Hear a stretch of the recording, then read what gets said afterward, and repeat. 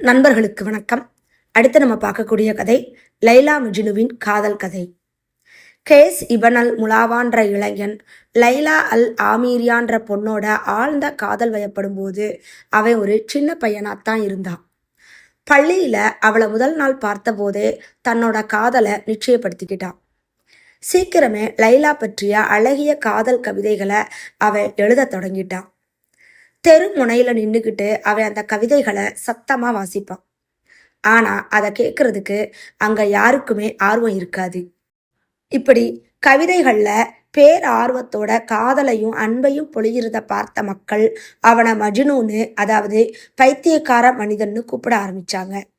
ஒரு நாள் மஜ்னு தைரியத்தை வரவழைச்சுக்கிட்டு லைலாவை கரம் பிடிக்கிறதுக்காக அவளோட அப்பா கிட்ட அனுமதி கேட்கறதுக்காக போனான். ஆனா அவளோட அப்பா மஜ்னுவோட வேண்டுகோளை ஏற்க மறுத்துட்டாரு. ஏன்னா பைத்தியக்கார மனிதன்னு மக்களால கூப்பிடுற ஒரு நபருக்கு தன்னோட மகளை திருமணம் செய்து வைக்கிறதுக்கு அவருக்கு விருப்பம் இல்லை. அதுக்கு பதிலா லைலாவுக்கு வேற ஒரு மாப்பிள்ளையோட நிச்சயம் பண்ணிட்டாரு. மஜ்னு சோகத்துல மனம் உடைஞ்சு போயிட்டான். தன்னோட வீடு குடும்பத்தார எல்லாத்தையும் விட்டுட்டு பாலைவன காட்டுல அலைஞ்சு திரிய ஆரம்பிச்சான். கொடிய வன விலங்குகளுக்கு மத்தியில தனிமையில ஒரு பரிதாபகரமான வாழ்க்கைய நடத்த தொடங்கினான். தனது காதலி லைலா பற்றிய கவிதைகளை எழுதுறதுலேயே தனது நாட்களை கழிச்சான். லைலாவோ தன்னோட மனச மஜ்னு கிட்ட பறிகொடுத்தாலும் தந்தையோட சொல்படி தான் காதலிக்காத இன்னொரு நபரை திருமணம் செய்ய வேண்டி இருந்துச்சு.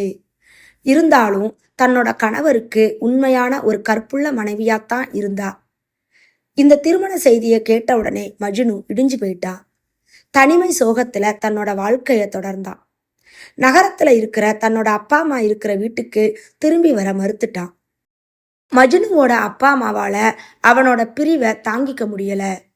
அவன் பாதுகாப்பா வீட்டுக்கு திரும்பி வருவான்னு ஒவ்வொரு நாளும் அவனுக்காக ஏங்குனாங்க.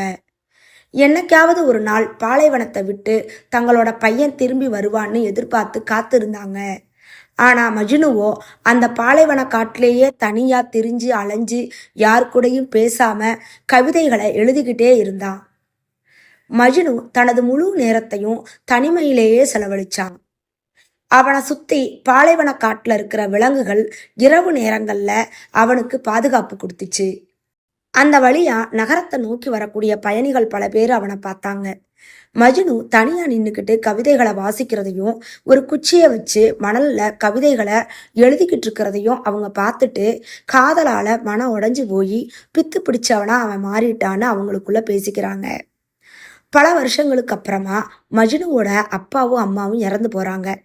மஜ்னுவுக்கு அவனோட அப்பா அம்மா மேல ரொம்ப அன்புன்னு லைலாவுக்கு தெரியும். அதனால அவங்களோட மரண செய்திய எப்படியாவது மஜ்னுவுக்கு தெரிவிக்கணும்னு நினைச்சா.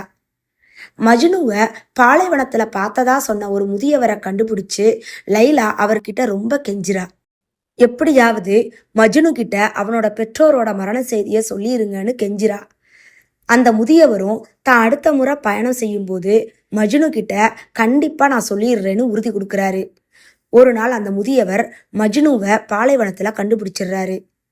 அப்போ மஜ்னு கிட்ட அவரோட பெற்றோரோட மரண செய்தி பத்தி சொல்றாரு. மஜ்னு என்ற கவிஞனுக்கு அந்த இறப்பு செய்தி பெரிய இடியா விழுகுது. உடனே தன்னோட மரணம் வரைக்கும் அந்த பாலைவனத்திலேயே வசிக்க போவதா சூளுரைக்கிறான். கொஞ்ச வருஷம் கழிச்சு லைலாவோட கணவரும் இறந்து போயிடுறாரு. லைலாவும் இறுதியா தன் மீது உண்மையான அன்பு கொண்டவரோட சேர்ந்து ஒன்னா வாழலான்னு நம்புறா. ஆனா துரதிருஷ்டவசமா அதுவும் நடக்கல. அவளோட பாரம்பரியத்தின்படி அவ 2 வருஷத்துக்கு அவளோட வீட்டில் தனியா இருந்து யாரையும் சந்திக்காம துக்கம் அனுசரிக்கணும். மேலும் 2 வருஷம் மஜ்னுவை சந்திக்காம வாழ்றதுன்றது லைலாவால நினைச்சு கூட பார்க்க முடியல. இதயம் உடஞ்சு போய் மஜ்னுவை மீண்டும் சந்திக்க முடியாம அந்த வீட்டிலேயே தனியா இருந்து உயிரை விடுறா. லைலாவோட மரண செய்தி பாலைவனத்துல இருந்த மஜ்னுவுக்கு கிடைச்சது. அவன் உடனடியா லைலா புதைக்கப்பட்ட இடத்துக்கு போறான். அங்க அவன் அழுது புரள்றான். எல்லையில்லாத துயரத்துல ஆழ்ந்து தனது இனிய காதலி புதைக்கப்பட்ட இடத்திலேயே அவனும் உயிரை விடுறான்.